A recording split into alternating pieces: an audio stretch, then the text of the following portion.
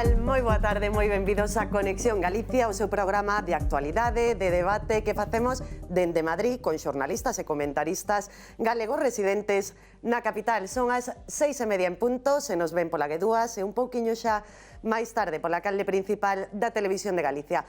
Hoxe, lamentablemente, temos un protagonista, o accidente ferroviario que xa se cobrou a vida de máis de 40 persoas. Vaya a nosa solidaridade con todas as familias das víctimas por diante de todo. Falaremos de máis temas, porque onte freou a política, pero hoxe pouco a pouco comeza a arrancar tamén. Falaremos do financiamento autonómico, tamén das últimas novidades do xuízo que xa se vai preparar contra Ábalos e Coldo, tamén da denuncia admitida por Ferraz contra o líder dos socialistas galegos, contra Gómez Besteiro, e de seguro de algún temiña máis, porque temos unha hora por diante.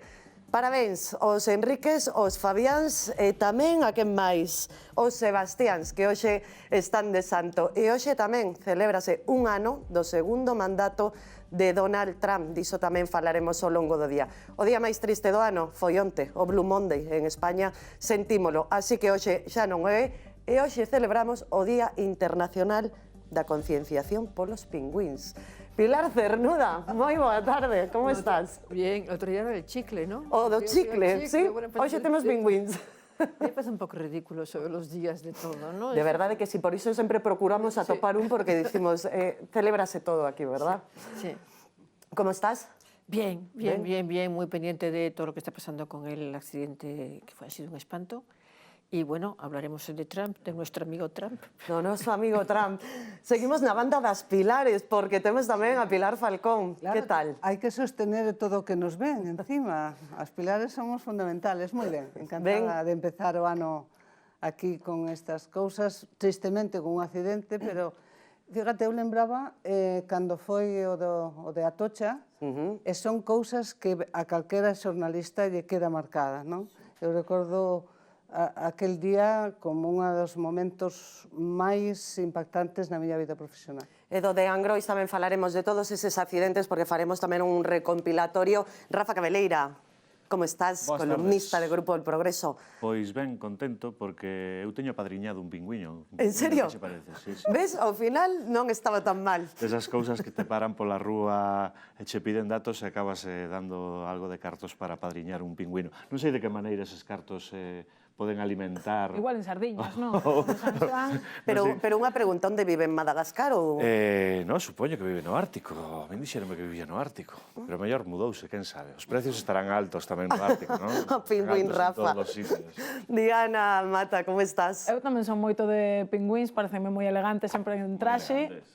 Son do pingüín emperador, ademais, ou seja que estou a tope co de celebralo todo. Hai que celebrar o Día do Pingüín, hai que celebrar moitas cousas, porque xa sabemos que a vida pasa e hai que rir e hai que pasalo ben. Mira, ves, Pilar, ao final sí que chegou para algo dos pingüíns. Bueno, pois imos comezar con ese lamentable accidente. Como dicía, son máis de 40 as vítimas mortais. Esta mesma tarde coñecíamos que apareceu un novo cadáver, son xa 42 os mortos en Córdoba. Quedo que dividamos, se vos parece ben, este tema en tres piares. Por unha banda, quero que falemos das vítimas, dos familiares, da solidariedade da xente e como están actuando as autoridades. Por outra, da investigación, e logo tamén, pois, como non, do tinte un pouco máis político. En canto ás vítimas, creo que titulaba hoxe El País, o inferno dos desaparecidos, que iso posiblemente é o peor, verdad, Pilar? Vamos a ver, es que desgraciadamente las víctimas van a ser muchas más, las víctimas mortales. Yo creo que van a ser entre 50 y 60. Claro, porque es que los desaparecidos son los que están dentro de los dos trenes, los dos vagones que no se pueden todavía, no se puede entrar en ellos por la situación en la que se encuentran caídos en esa especie de talud. Y por otra parte, los propios familiares denuncian que hay 30 personas por lo menos que no saben nada de ellas y desgraciadamente hay que ponerse en lo peor, ¿no? Es un drama espantoso lo que hemos vivido, tremendo, y además los testimonios son verdaderamente... Yo llevo 2 días, que no, bueno, ya ayer ya decidí no ver el telediario, porque es que no paro de llorar, vamos, y además lo cuentan tan bien, tan desde dentro. Has visto unos ejemplos tan alucinantes para bien de solidaridad, de gente dando lo que no tiene para poder ayudar. ha sido un ejemplo de comportamiento cívico, incluso político, porque aquí no se ha entrado en el debate político, sino que la gente se ha dedicado a lo que se tiene que dedicar, que es a ayudar, a colaborar y a pensar en toda esta gente que se ha quedado completamente desprotegida. Ya vendrá el tiempo el momento de pedir responsabilidades, ¿no? Sí. Rafa, lembras Angrois estes días? Sí, claro, é un pouco inevitable non lembrarse de todo o que sucedeu en Galicia, non? Eu lembro que naquel tempo meus pais tiñan un restaurante, facían bodas. Ese sábado este accidente de Angrois, se non me lembro mal, foi un xoves ou un venres, eu xuraría que foi un xoves. E o venres chamounos o novio, o noivo que se iba a casar o sábado, para decirnos que suspendía a boda porque un dos seus irmáns viaxaba no tren cara a Galicia precisamente para o convite. Creo que son destes accidentes que de alguna maneira ou doutra sempre se tocan, non? Se non é nun familiar, en un coñecido, ou incluso simplemente a nivel psicolóxico, que ves todas as imaxes de destrucción, pensas en toda esa xente, en como se pode virar a vida en tan pouco tempo, non? Que tranquilo vas, os que utilizamos o tren habitualmente, que tranquilo vas no tren, que non se che pasa pola cabeza que poida pasarche prácticamente nada, en unha fatalidade terrible, porque a fatalidade é de non crer, é de non crer, acabouseche a vida para ben. Pilar, unha primeira valoración tamén? Sí. A mí pareceme poucos po que puido ser. É dicir, un domingo de volta, que van os trens a tope. Podo ser unha desgracia moito máis grande. Sentimos todos claramente, oye, eses 42 xa, non? Sí.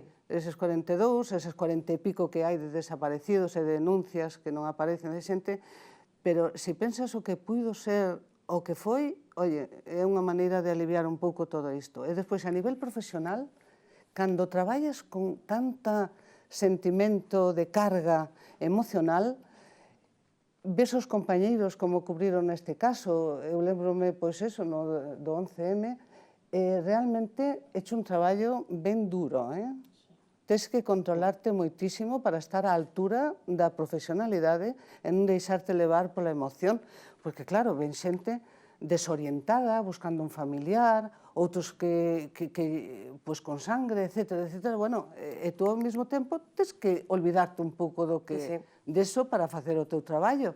E é complicado. Eu creo que aquí vai haber máis mortos, coincido con Pilar, dos que aínda se supoñen. Agora está toda a maquinaria pesada, levantando o que son os vagóns máis os vagóns propiamente, aí debaixo ten que haber máis xente, porque as denuncias que hai desaparecidos en algún lado teñen que estar. Onte mesmo en Atocha estábamos cunha familia que de feito estaba buscando axuda psicolóxica porque non atopaba o irmán da muller que se achegou ali aos medios de comunicación. Claro, a incerteza coido que é o peor, non?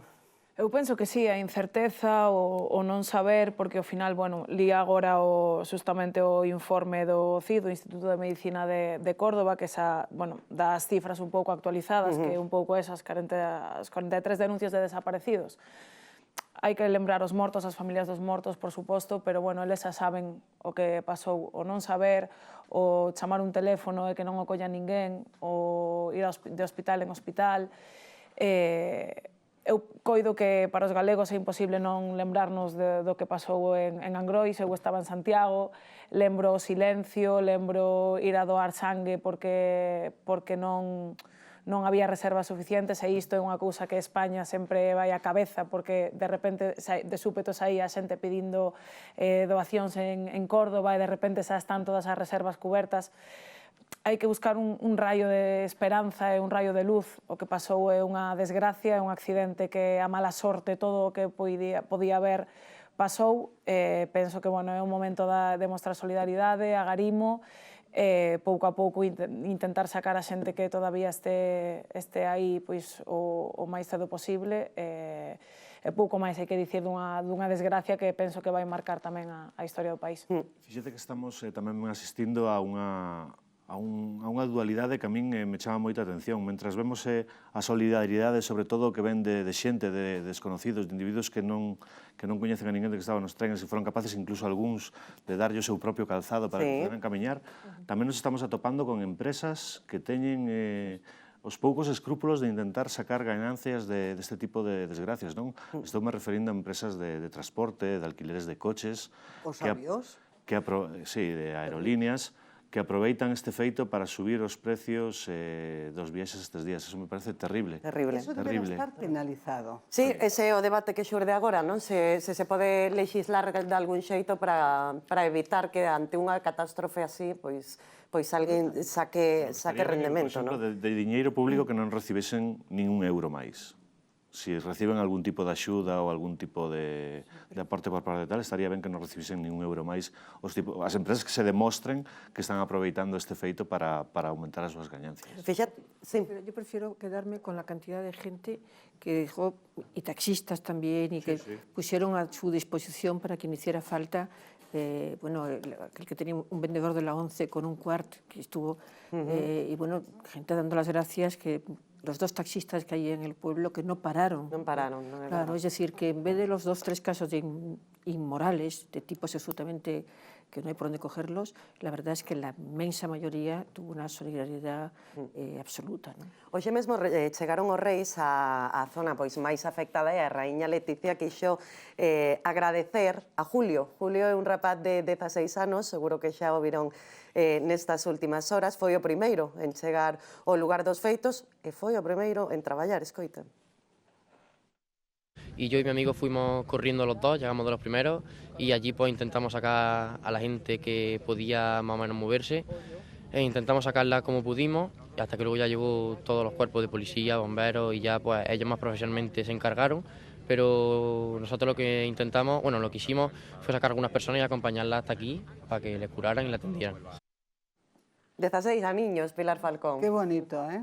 Ver un rapaz novo con ese sentido de solidaridade, de servicio común, a verdad é que hai moitos documentos neste caso que che poñen a piel de pita, porque volvente o que é o importante, ao final, o vulnerables que somos. En cuestións de segundos deixas de ser o que és para non ser nada. Justo. E botar de menos aqueles aos que queres e aos que lle dan sentido a túa vida.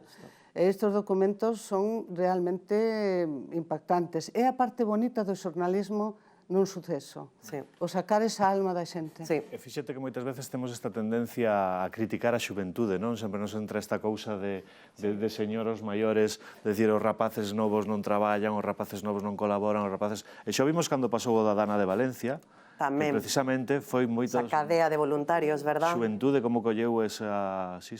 Que ben. Hai que ter en conta que a xente nova estamos un pouco, ou están, xa non me vou meter no saco, pero... Métete, Diana.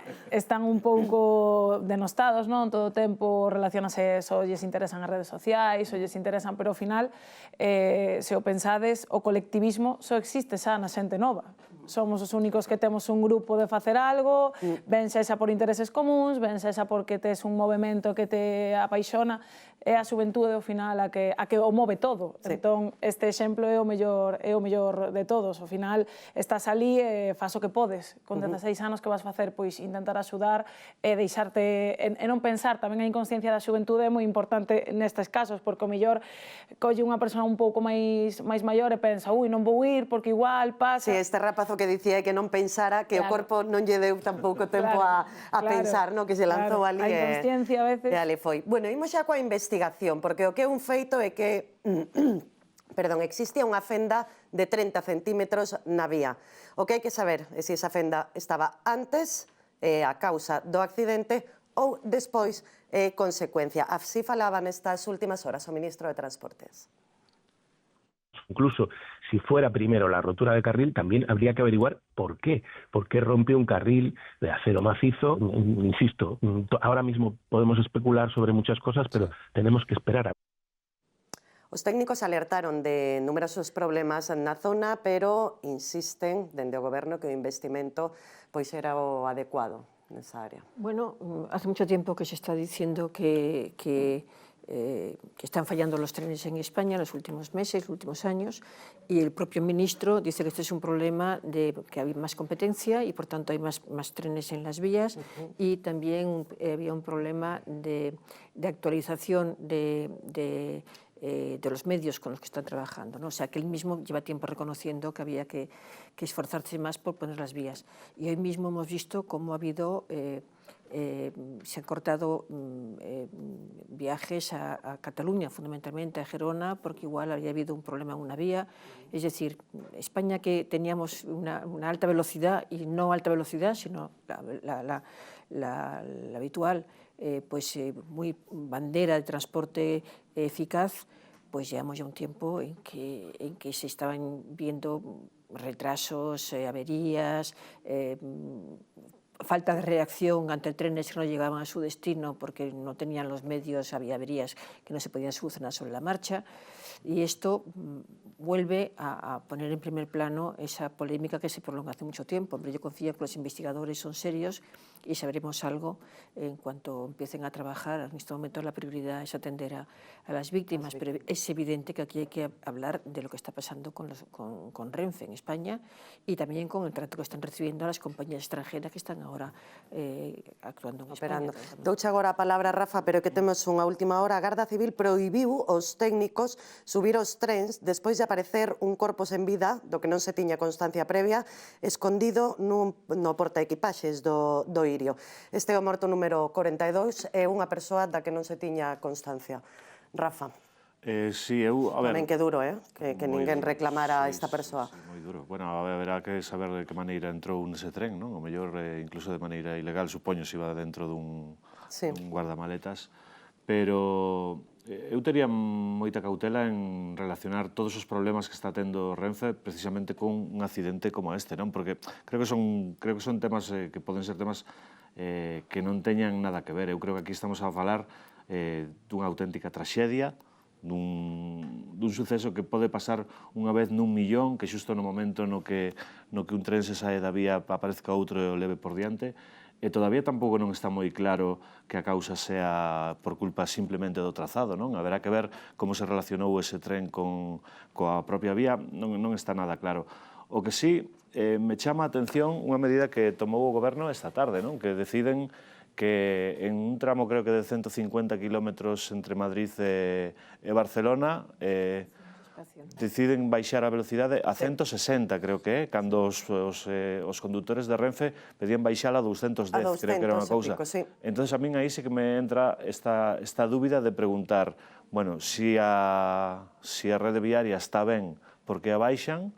E se agora a baixan, como pode ser que hasta agora estiveran circulando a 300 e pico, non? Por un lado, non queres relacionar o accidente coas políticas do goberno, e non vou decir pero, porque sempre se digo que se di antes do pero non vale de nada, chama moita atención a medida tomada esta tarde. O goberno, dende logo, ten máis información que a nós, non? Oye, é sospeitoso precisamente eso, non? Esa decisión de rebaixar a velocidade. Pero tamén é verdade que é un ministro, o que está detrás de Transportes, o que hai moitas ganas, non?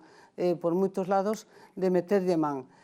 E que el tampouco supo estar demasiado á altura coa imaxen que deu, tuiteando certas cousas de aquí arde cando foron os incendios. E, de feito, é bastante axitador, non? Ante as catástrofes. Efectivamente, o sea, axita, e ademais de axitar, provocando, porque a axitación ás veces pode ser constructiva, non? Entón, xuntanse varias cousas. Aquí temos Adif, temos Renfe, e por outro lado está o Ministerio.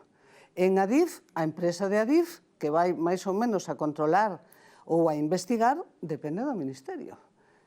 Son cousas que se unen, que iremos vendo. Agora todos son indicios, de acordo, pero o que parece ser, según o último técnico que eu escuitei, é que ese cacho de vía saltou. É dicir, agora o que hai que saber é por que saltou. É dicir, se porque o material non tiña as condicións, por falta de mantenimento, queda aínda moito camiño, pero temos encima, insisto, un ministro que non cae ben, nin fixo por conseguir que caera ben, encima hai moitas ganas políticas de él que moitos din que xa debe de ter dimitido con todas as irregularidades e falta de servicio que se veu demostrando en moito tempo. Hoxe é o caso de Cataluña, pero miras para atrás canto tempo levamos que falte a súa propio bon funcionamento de Renfe, pois moito, sinceramente. Sí, no caso de Angrois creo que tardaron 12 horas en pedir a dimisión da ministra. Bueno, eu coido que é distinto polo momento de Angrois e o que pasou en Adamuz, hai que agardar. Eu penso que non é tempo de especular, eu penso que é verdade, Óscar Puente é un axitador, podelo tomar a risa, podelo tomar como queiras, isto esa é cuestión de preferencias, pero eu coido que hai poucos políticos hoxe en día que a unha da madrugada saian e comparezan e den explicacións. Non poñan un tuit, non falen a través de redes sociais. Bueno, menos mal que non pon un chío esta vez, é verdad. Claro, non puso un chío, pero hai moitos que poñen chíos, mandan as condolencias por redes sociais, entón, penso que o César o que é do César. Cando hai que criticar a Óscar Puente, penso que hai que criticalo, ás veces está moi desacertado, pero coido que aquí, polo momento, está dando as explicacións, non sei canta información ten el, obviamente ten máis que nós, pero igual tampouco é momento de alimentar según que cuestións, tendo en conta, como dicimos que hai 43 personas desaparecidas. Entón, ás veces, criticamos cousas, pero, bueno, ás veces é mellor non saber, ou saber no momento adecuado. Que hai problemas cos trens, sabémolo todos, pero relacionar un accidente que o mellor tivera sido un descarrilamento sen máis, sen mortos, por qué? Porque non pasaba outro tren e chocaba. Bueno, pois o mellor estaríamos falando de outra cousa, pero isto considero que hai que terlo tratado como un accidente, que é o que é, por suposto, saber todas as causas, saber se a vía non estaba ben, que sabemos que o tren pasou a revisión, que a vía tivo investimento recente. Bueno, de momento, isto é o que sabemos. Precisamente por eso hai un organismo independente que está investigando. E o que sabemos tamén é que o líder da oposición denuncia non está recibindo información por parte do goberno. Escoitamos a Núñez Feijóo.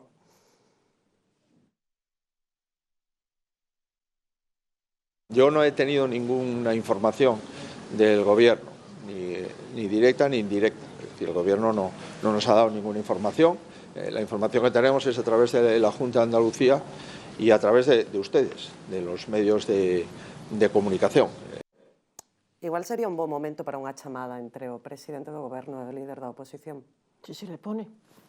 No, es que... No, lo digo en serio, Aquí hay un ninguneo que como yo no he visto en mi vida en España del presidente de gobierno al líder de la oposición. Pero sabemos, Feijóo lo cuenta, varias ocasiones ha llamado al presidente y no se le ha puesto el teléfono, como mucho le ha contestado alguien en el gabinete o así, ¿no? Y aquí hay un ninguneo clarísimo, hay una estrategia de Pedro Sánchez clarísima también de poner toda la carne en el asador relacionada con el PP en Juanma Moreno, que es lógico porque es el presidente del gobierno regional, pero hombre, que menos que dar información también al jefe de gobierno, al líder de la oposición. No quiero ni pensar qué diría él si él fuera el líder de la oposición. Él, además, que espera, ya sabe que va a perder las elecciones, pero él espera desde la oposición convertirse otra vez en gran líder y ganar las elecciones por mayoría más que absoluta, pues lo harán sufrir quien sea presidente de gobierno si efectivamente ese es el escenario futuro que nos espera. A mí me parece deplorable, pero es que Pedro Sánchez nunca ha actuado con respeto hacia el líder de la oposición, nunca, ni a este ni al anterior, nunca. Unha chamada de cordialidade, Rafa, sí ou non? Bueno, non sei ata que punto é necesaria. Eu creo que a lealdade institucional que están demostrando tanto o Goberno de España como a Junta de Andalucía, a mí me parece, non sei se admirable, pero polo menos sí plausible, non? Eu creo que así é como se deben de comportar as autoridades cando chegan estes asuntos. Supoño que se non chama Pedro Sánchez, pois non pasa nada con que o chame Juanma Moreno e lle dé esas explicacións que a súa vez supoño que lle daría Sánchez. Cando foi da Dana, precisamente, o señor Feijóo presumía de estar informado ao minuto prácticamente polo presidente da Comunidade de Valencia. En cualquier país democrático es que el jefe de gobierno informe directamente al Sí, Pilar, pero yo siempre recuerdo una cosa. Pero esa lógica aquí en España fai tempo que se perdeu. Cuando Leopoldo Campos Sotelo era presidente de gobierno, que era el sustituto vamos, el que sustituyó a Adolfo Suárez, duró muy poco, año y medio nada más, él despachaba permanentemente con Felipe González, que sabía que iba a ser el próximo presidente, porque era muy evidente que iban a ganar por mayoría absoluta el PSOE, o si no absoluta, casi absoluta. Y todas las cuestiones que había nuevas que estaban relacionadas con la OTAN, relacionadas con el mercado común, con todas las dificultades que había en aquella época con el terrorismo y tal, informaba inmediatamente porque era líder de la oposición. Y quizá nos acostumbramos mal, pero es que fue así como había que trabajar. Y pasaba lo mismo en la época de Adolfo Suárez, y luego lo hemos visto con otros presidentes de gobierno, incluso presidentes socialistas, no me pongo solamente como ejemplo los de UCD o los del PP. Esto no es habitual en unha democracia. No, pero, por exemplo, Pilar, o que nunca pasaba en épocas anteriores, penso eu, é que o líder da oposición tampouco nunca poñía en dúbida, como mínimo, a legitimidade do presidente.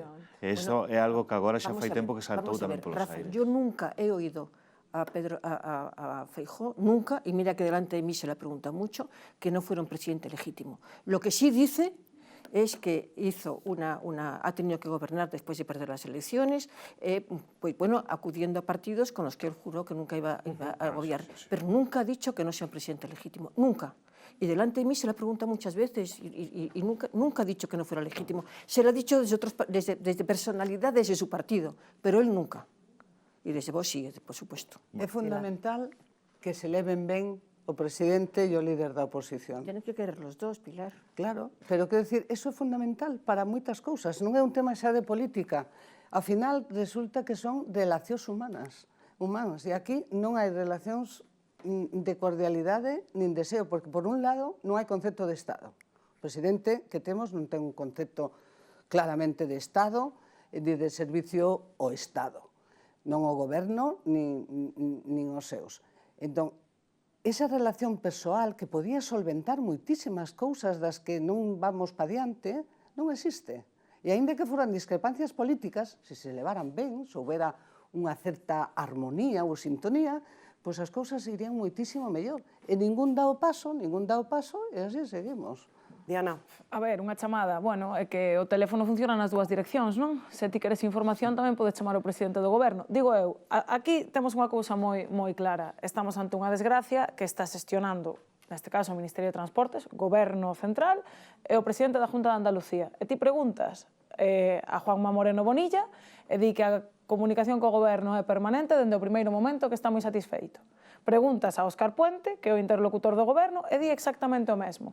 Entón, coido que non é o momento para atizarlle o goberno. Hai veces que sí, prácticamente todo o tempo podemos atizarlle a este goberno, prácticamente todo o tempo, pero coido que hai veces que non fai falta, porque que fixo ben Feijóo atender os xornalistas, cousa que se agradece, que moitos outros que compareceron non o fixeron no lugar, pero coido que podes dicir, bueno, eu estou en contacto permanente con Juanma Moreno, que sí sei que está tal. Home, falaría co presidente do goberno? Sí, pero bueno, isto é para outro momento. Eso dixo Juanma Moreno Bonilla, e son o mesmo partido. Entón, coido que o teléfono é bidireccional, tiñan unha reunión o lunes en Moncloa, e coido que tamén era o pretexto perfecto para manter unha relación. Pero dous non falan se os dous non queren, neste caso. Sabes que poderíamos facer? Poderíamos modificar a Constitución para obligar que o presidente do goberno e o líder da oposición tuviesen un grupo de WhatsApp. Unha cea na semana, Un non? grupo de WhatsApp. Unha Sobre cea de todo amigos. no un grupo de WhatsApp, porque la mayoría de ellos acaban como Rosario de Lourdes. Peleándose los que no estaban Eso peleados. tamén é certo. Xusto. Pois falaba Diana desa... Bueno, por certo, o tráfico ferroviario non agarden que se restableza ata polo menos o 2 de febreiro. Veremos como se poden comezar a mover a partir de agora os pasaxeiros, porque só onte canceláronse 200 trens.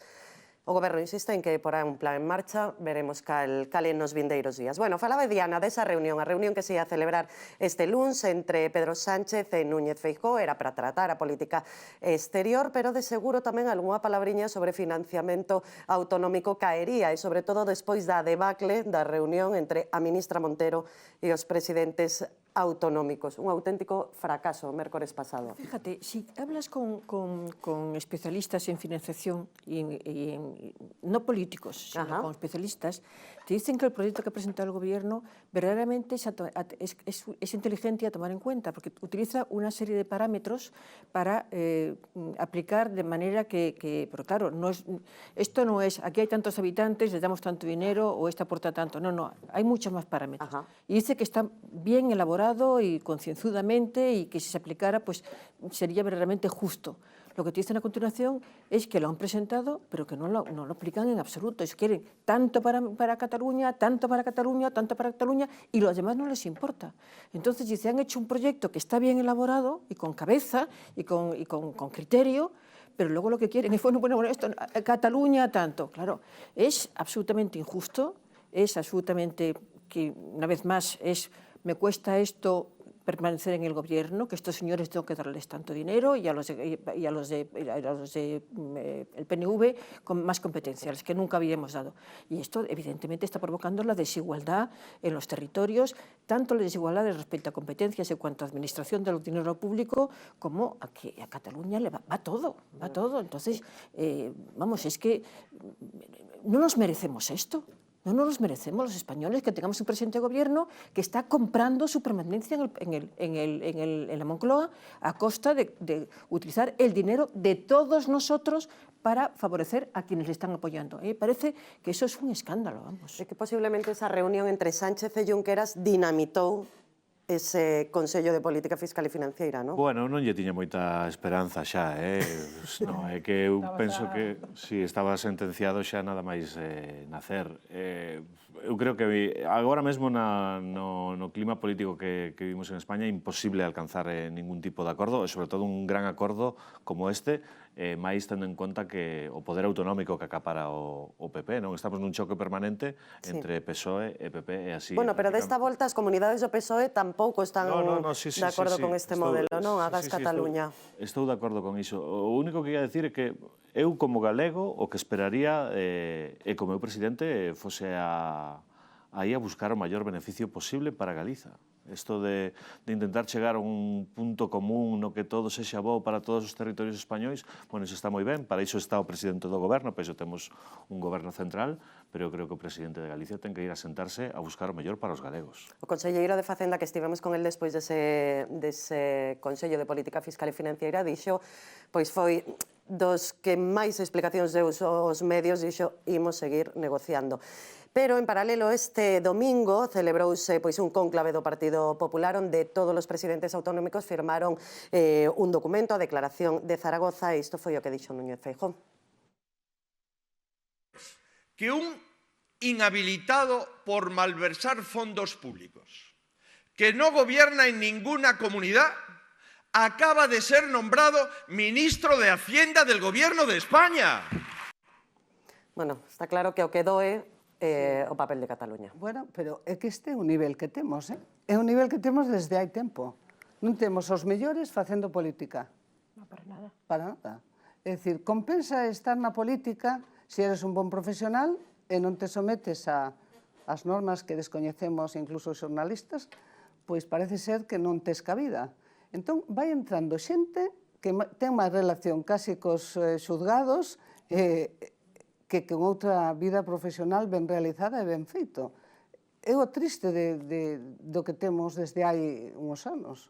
Iso recoñece o calquer ciudadano normal da rúa que non leva a información diaria como podemos levarnos. Isto é o que hai, e o que refleja o presidente Feijóo, pois sencillamente desvelar o que hai. É a sensación, Pilar, de que na política últimamente entrase moito desde a base, non? Empezase dende moi novo, xuventudes, novas xeracións, cosas desas tal, e de repente chegan a cargos con unha importancia a manexar presuposto e tal, xente que na súa vida traballou prácticamente de nada, para decirlo de maneira clara, non? Que cobran 3 e 4 veces máis que o presidente de gobierno, para que les coloca el presidente de gobierno para que se conviertan en súbditos con mayúsculas y hacer todo lo que él quiere. Vivimos en un país en este momento desquiciado políticamente, de verdad.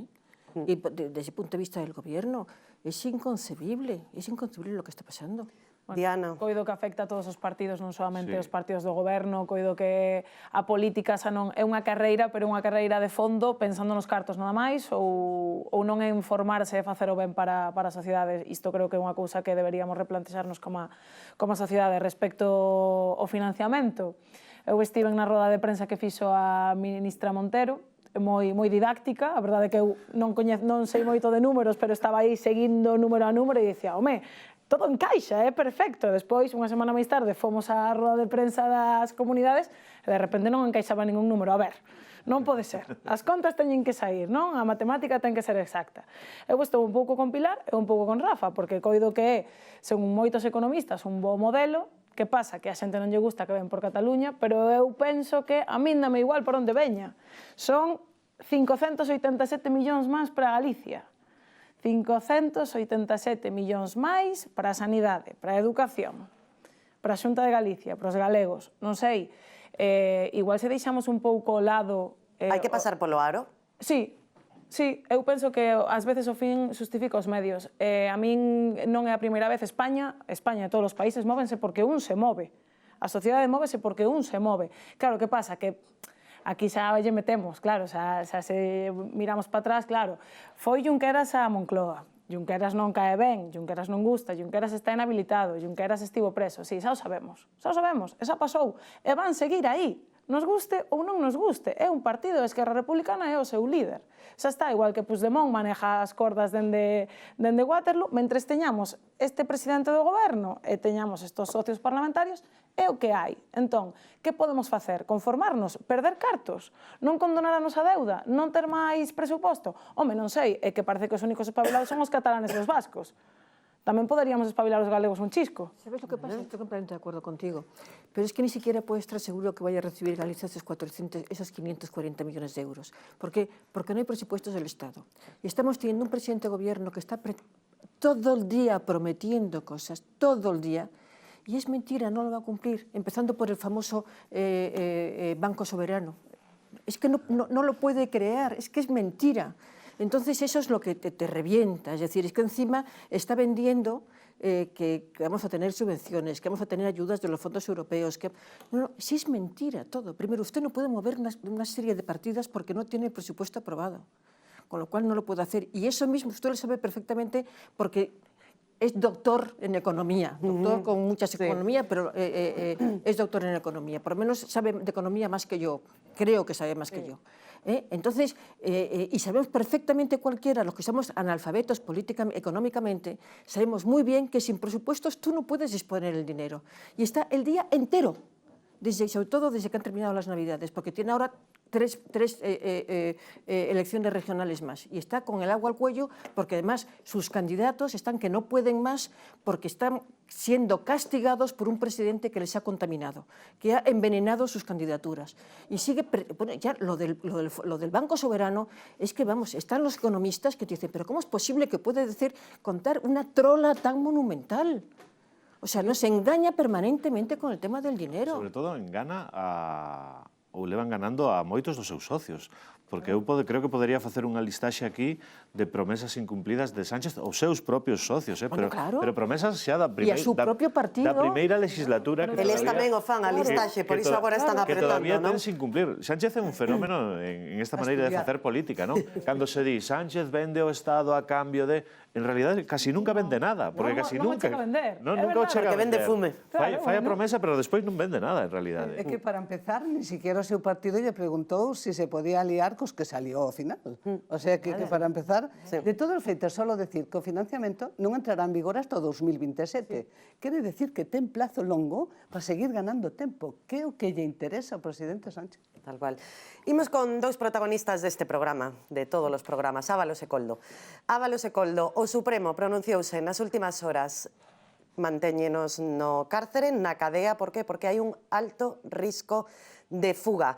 Ademais, cítaos para o 12 de febreiro antes do xuizo. Non sei como tomarían esta noticia en Soto del Real, pero hoxe mesmo pola mañá a exmuller de Coldo García viuse ante o xuiz na Audiencia Nacional. Dixo que todos os cartos que cobrou en efectivo eran por parte do Partido Socialista e máis engadiu que houbo anticipos, gastos e outros pagos do partido que non se recollen na auditoría encargada por Ferraz. Non sei se isto significa que cambiamos de estrategia e que imos a por todo. Pues no lo sé, pero la mujer de Koldo ha dicho cosas interesantes, que el dinero que ella recibía de Ferraz supuestamente eran de gastos de su marido, pero que nunca le dijeron exactamente a qué gastos correspondía. Y también decía que cuando eran del ministerio, entonces sí tenía que presentar los resguardos. Es decir, que Ferraz no, y sin embargo el ministerio sí. Vale. Con lo cual eso es muy sospechoso también. Pero aquí estamos investigando, o están investigando, sobre todo la UCO, o fundamentalmente la UCO, si había habido algún tipo de financiación ilegal. Y luego a mí no se me olvida la foto que publicó The Objective con los cartos en impuestos. Es que entonces, insisto, todo el tema del dinero es de una confusión absoluta. Dices, no tiene credibilidad Koldo, no tiene credibilidad. Bueno, luego hay un personaje que se llama Aldama, que bueno, en este momento estamos hablando solamente de Koldo y de Ábalos, pero Aldama está hablando de Zapatero y mucho. Y Koldo también está hablando de Zapatero y mucho. Y aquí se va a montar un cisco monumental. Por ahí quería ir porque precisamente a exmuller de Koldo carga contra Ferraz con eses pagamentos. Koldo, Ábalos, por boca do seu fillo, e Aldama cargan contra Zapatero con un rescate de un millonario de Plus Ultra do que supostamente se lucrou. É o todos contra todos. Bueno, terán que demostralo, non? Decir, facer acusacións nos medios é moi sinxelo, sobre todo cando tes en riba o que teñen estes tres, que non nos olvidemos o que teñen. Non son xente limpia, honorable, que vai a denunciar a un expresidente do goberno que, mentre non se demostra o contrario, sí que é digno e honorable. Son tres persoas supuestos presuntos delincuentes, un deles non está no cárcere porque supostamente está colaborando coa xustiza, pero das acusacións que fixeron contra Zapatero, de momento, proba, non aportaron prácticamente ninguna. Todos son falares.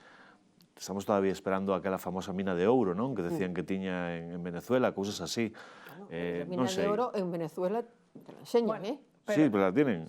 Bueno, yo te digo lo que te cuenta la gente de Venezuela hace mucho tiempo. Claro, pero... Hace mucho tiempo, yo lo conté que hace mucho tiempo. Y te lo dice gente de allí, y dónde está, y qué pasa con esa mina de oro. Vamos, te lo cuentan perfectamente, pero te lo cuentan con naturalidad. Pero creo que... Pero a Audiencia Nacional tamén acaba de arquivar unha denuncia contra Zapatero a semana pasada, pasou isto, por vínculos con Maduro, vínculos en Venezuela... Porque era por pertenza a organización criminal, organización criminal, tráfico de drogas... Igual pasaronse de freada. Entra todo no mesmo saco e di Audiencia Nacional. Imos a ver, aquí hai que denunciar, pero hai que ter probas de algo, porque falar non ten cancela. Falar non ten cancela. Entón, claro, estamos falando Zapatero ocupando todos os titulares, pero eu, polo momento, non vi unha proba. Entón, claro, o que dicimos, ti estás no cárcere, ti queres sair, ti queres tal, agárraste o primeiro. Aldama non está na cárcel. Bueno, Aldama estivo, saiu por pacto ca Fiscalía. Ha dado datos.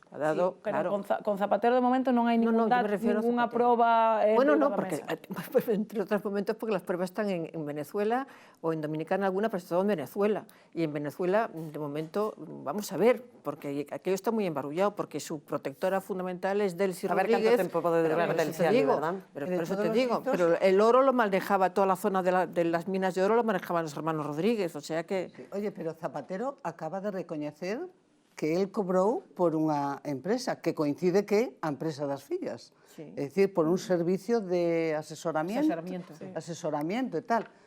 Hai fios que colgan. É dicir, a nosa función tamén é unir algo para que teñamos algunha conclusión. Tamén é certo que desde a Audiencia pediu permiso ou protección que a Policía Nacional lle dera para todo o caso de Plus Ultra, verdad? Entón, son moitas cousas que se van xuntando. A Zapatero tamén é outro dos que hai tempo que nos ven indicando que aí hai algo, que hai persecución por parte política, pero hai indicios de cousas. Ao principio, cando empezamos a falar de Cerdán e demais, había indicios. Terminou como terminou. Isto leva camiño de non terminar ben. Sí, pode ser. Eu non nego que poda estar involucrado en certas cosas. Por exemplo, o rescate de Plus Ultra sempre hubo algo raro aí, non? Sempre hubo algo que non...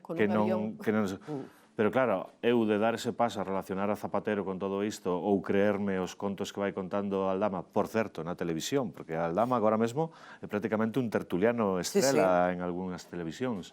De algún lugar ten que sacar os cartos para pagar todo o que lle queda, verdad? Entre unha cousa e a outra, eu prefiro quedarme un pouco no medio.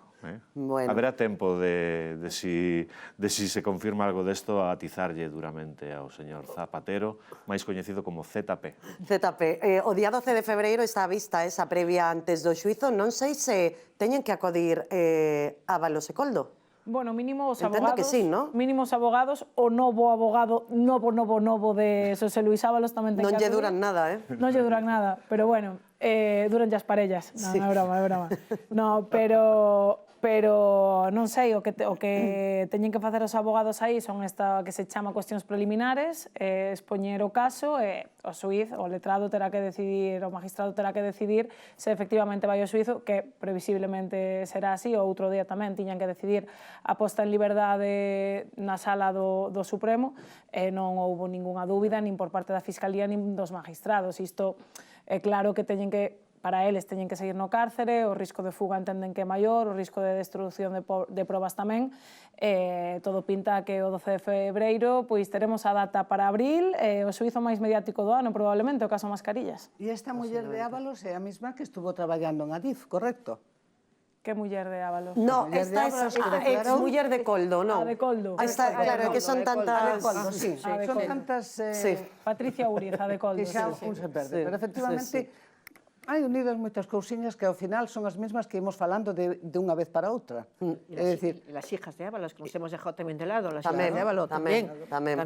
Bueno, voltamos a casa, voltamos a Galicia. Imos falar agora de Gómez Besteiro, porque Ferraz hoxe soubemos que admite a trámite unha denuncia contra Gómez Besteiro por presuntamente pois ter incumplido a normativa do partido. Por qué? Porque Gómez Besteiro e Lara Méndez, a súa número 2, lembrarán que dixo non coñecer unhas denuncias de acoso sexual contra José Tomás. Pouco despois dixeron que sí e que tomaran nota. Agora sabemos que non informaron o Partido Socialista. Vamos a ver, yo creo que en el tema de Besteiro tiene mucho que ver también Ferraz. Es decir, porque es que en Ferraz también hubo las mismas acusaciones de que presentaron denuncias y que nunca se les hicieron caso, como si no existieran.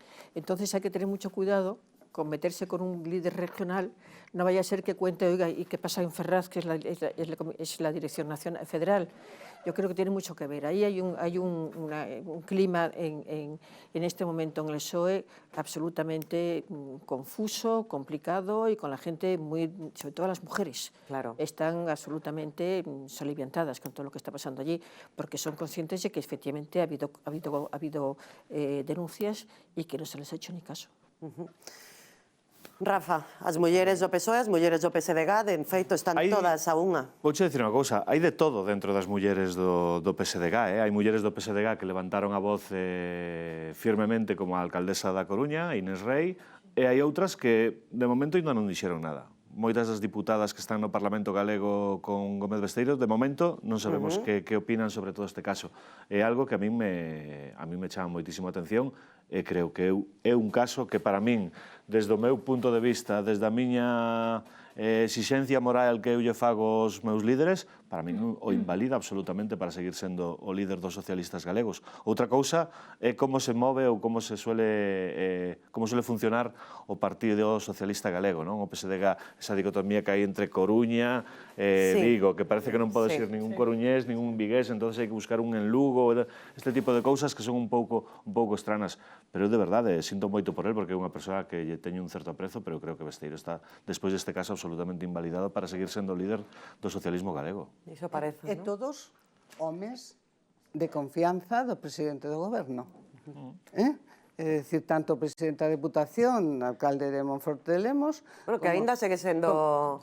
Sigue sendo alcalde de Monforte, Ainda segue non? sendo alcalde de Monforte de Lemos e conserva a súa acta na Deputación tamén, non? É absolutamente sorprendente. Alguén dicíame, non sei se con certa fiabilidade ou non, que a man de Zapatero andaba por detrás e poñía ahora en boga os homes que eran da man do presidente, precisamente, que os poñía a arder por todo o que non apoian ou lle deixan que soe de Zapatero. Non sei se é verdade ou mentira, pero hai unha guerra Sánchez-Zapatero de rivalidade importante que entenderemos, eu creo que moitas cousas das que vayan a ir saindo máis adiante. Volvo a Gómez Besteiro, cal crees que é o seu futuro? Coido que xa non vale, nunca valeu, pero agora menos, botar terra por riba os casos de denuncias que teñen que ver con acoso, sesa sexual, sesa de poder, sesa do que sesa. Xa está ben.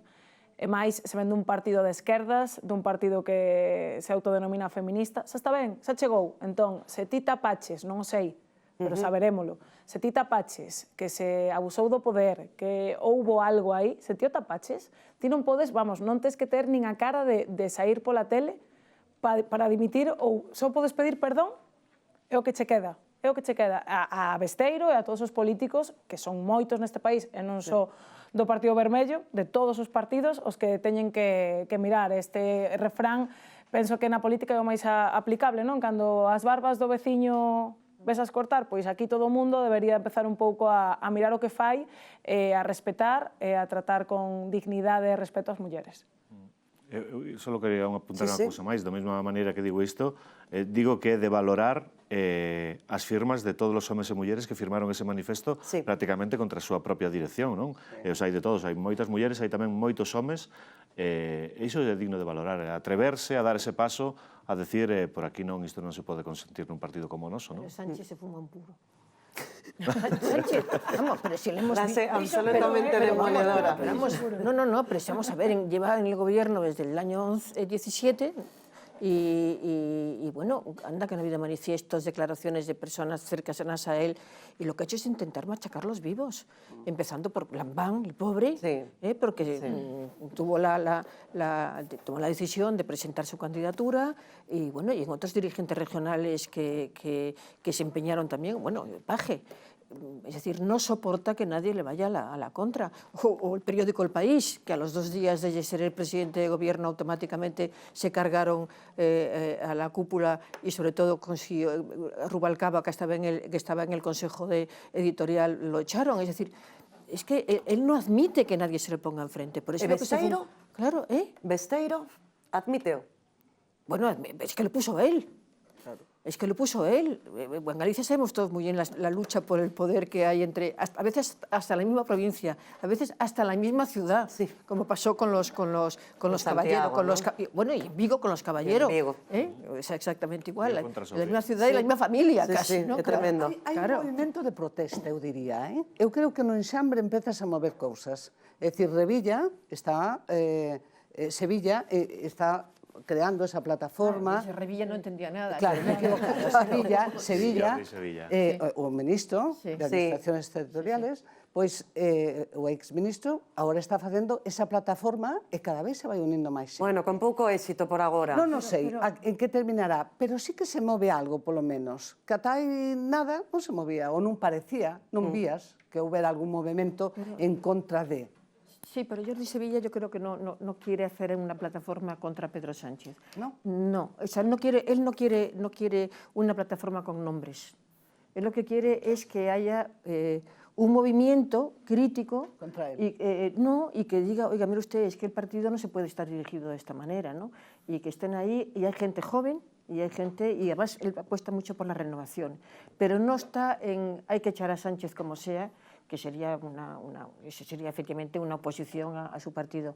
Él quiere decir, bueno, el PSOE no es el sanchismo. Exacto. Y hay gente en el PSOE del plan antiguo y de ahora y del futuro, gente que está joven, y hay que pensar en eso, porque este partido no es lo que debe ser un partido Pero socialista. lo mismo responde o movimento das mulleres, é dicir, non é isto o socialismo que coñecemos, non? O sea, algo se move, que vaya adiante e que dé un triunfo, posiblemente non, porque falta certo protagonismo no caso de Sevilla, certo liderazgo, pero a xente polo menos empeza a cambiar a posición. Despois hai que ter tamén moito cuidado co tratamento que fan os outros partidos deste tipo de polémicas, non? Porque, por exemplo, lembro que cando saiu todo isto do tema de Coldo, de Ábalos, a prostitución e todo isto, no Congreso fixéronse moitas chanzas coa prostitución, o partido da prostitución, pero resulta que despois lévase un decreto lei, creo que era a votar no Congreso para abolir a prostitución e votas en contra. Efectivamente. Bueno, e cantos líderes autonómicos estaban en contra e tal, sin citar nomes, que moi en contra, que parecía que estabase facendo camiño para sustituir a Sánchez, e chegaba a hora das votacións e non movía nada. O que sí que se moveu, moveuse moito durante este último ano é Donald Trump, que hoxe está de aniversario. Un ano do seu segundo mandato. Queríamos pedir, no tempo que nos queda de programa, unha valoración sobre o seu ano neste segundo mandato e como cambiou a orde mundial, porque ben é certo que é o responsable dese cambio, non? Pero para mal, cambio para mal. Es un cambio que está yo a veces tengo la sensación de que estamos en manos de un chaval enloquecido y que le han dado una maquinaria con muchísimo poder, ¿no? Porque es una máquina de destrucción mundial en su caso, ¿no? Y luego es un capricho impropio de cualquier persona con una cabeza mínimamente seria. El empecinamiento de tener el Nobel. Y ahora su reacción cuando no se lo dan ha sido, pues ahora, como no me dan el Nobel, ya no trabajo más para la paz. Oiga, pero usted, ¿qué es? Luego, a él lo único que le importa es el dinero, lo único. Él hace el plan de Gaza de paz, pero ya tenía preparado el vídeo en el que iba a describir el proyecto de la gran hoteles, ¿no? Pero hechos por él, claro. Hechos por él, y además ya diciendo, bueno, en esta reconstrucción Estados Unidos va a poner tanto dinero y además esto se va a utilizar dándole pues todo lo que es reconstrucción, X porcentaje tiene que ir a las empresas de Estados Unidos, todo. Va luego Venezuela, lo primero, o sea, no le importaba nada la democracia. El petróleo, es decir, es que es un personaje, insisto, es un peligro público, de verdad. Donald Trump, Rafa Cabeleira. Bueno, fixósenos longo este ano, e todavía nos quedan 3 E o que máis. queda. Sí, haberá que armarse de paciencia.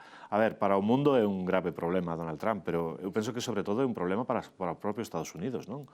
Eu non sei se agora mesmo Estados Unidos podemos tratala como unha democracia homologable ás democracias europeas, por exemplo. Estamos vendo cousas que son realmente terribles, non? En Estados Unidos xa non te persiguen por non ter papéis, como se decía, persíguente polo aspecto que teñas. O tipo de ser americano, de propia lei nacido en Estados Unidos, están a perseguir igual. Temos corpos parapoliciais armados hasta os dentes con un nivel de forza de fogo tremendo, campando as súas anchas por cidades e por estados. Dá moito medo, non, o que está a pasar en Estados Unidos. Eu sempre digo que hai un pecado que ten a esquerda desde fai moitos anos, é chamarlle fascista a todo o mundo. Aquí neste país, por exemplo, chamóselle fascista a Mariano Rajoy, chamaselle fascista a Alfonso Rueda, chamaselle fascista a calquera persoa de mentalidade conservadora, por decirlo de alguma maneira. E cando chegan os fascistas de verdade, e Donald Trump sí que o é, a xente xa está un pouco inmunizada, non? Que problema hai co fascismo se Mariano Rajoy é un fascista? E creo que estamos un pouco nesas, de tanto avisar que viño o fascismo, cando de verdade ven o fascismo que este señor, creo que estamos todos un pouco anestesiados, e sobre todo os americanos están moi anestesiados. Pilar Falcón. Se serve para que Europa tome conciencia de Europa como tal, e que nos unamos, é a única maneira de ser fortes, todo o que revolve este señor será para ben. Pero é evidente, ti decías antes, que cando un se move, móvese a sociedade, non ten que moverse un para que se move a sociedade. Trump moveu cousas, e ninguén as moveu antes. Venezuela, el foi o que decidiu facer o que se fixo e darlle unha posibilidade a ese país que salia despois de 26 anos de vivir na esclavitude, non? E ti crees que lle deu algunha oportunidade, Pilar? Quitou o dictador, pero a ditadura segue. No, pero temos que agardar, Eu non defendo nin deixo de defender. Digo que temos que agardar. De momento, o que se atreveu a facelo foi este señor. Sí, pero os motivos cales son, non? É un pouco, non busca a democracia, busca o seu enriquecemento. Entón, claro, hai que diferenciar. Teño que darlle tempo para velo. Hai que tener tiempo para verlo, pero de momento estoy preocupadísima por España. Porque este señor decide que va a ocupar un país como Groenlandia y es capaz de hacerlo. Yo no sé si se va a poder parar. Y ojo en España, porque este señor tiene una alianza muy sólida con Marruecos. E con eso ya podemos Xa pensar... está máis preto de Marrocos que de España. Diana. Eu non sei, coido que, como di Rafa, non o vimos vir, isto é con todo lobo. Un ano de Trump é como un ano de perro, fanse 7 porque lle dá tempo a todo. As cousas como son, o soño americano para nós é o pesadelo, xa, porque non sabemos moi ben o que vai facer, pero bueno, as cousas son claras. El fixo unha publicación do seu modelo de seguridade nacional e está seguindo punto por punto. Que pasa? Que nos o líamos e dicíamos, isto non pode ser. Pero el mismo se publicou nas redes sociais con inteligencia artificial, non? El coa bandeira de Estados Unidos, en Canadá, en Groenlandia. Xa te está dicindo, primeiro Groenlandia, despois Canadá. E despois que, como temos rota, tamén ven para España a tomar unha sangría, ou como vai? Hai que frenarlle os pés. Ceuta y Melilla. No, es que no somos conscientes de hasta dónde llega la ambición de este personaje público. Es un peligro público. Y no nos damos cuenta de lo que es capaz de hacer. Claro, es que, de verdad, es que a la gente que tú hablabas, efectivamente, que unas racias son las que está utilizando contra la inmigración, las van a buscar a sus casas. A sus casas y los arrancan y los mandan allí. E despois non son nin ilegais, como pasou agora hai pouco. Bueno, claro. Tremendas cada imaxe que nos chega dende ali. Quedamos en tempo. Pilar Cernuda, moitísimas grazas por estar hoxe connosco. Pilar Falcón, moitísimas grazas. Un placer, gracias. Cambio da bancada das Pilares a Rafa Cabeleira. Grazas por estar hoxe. Que bo rato me faz pasar sempre aquí. Ti eres o que nos vas pasar un bo rato a nós. Diana Mata, moitas grazas. Como sempre. E moitas grazas a vostedes porque xa saben que sin vostedes isto non é posible. E xa saben, isto é Conexión Galicia. Son María Chede, vémonos todos os martes. Siempre... Oye, no has dicho lo de la noche, lo de que nos pueden ver...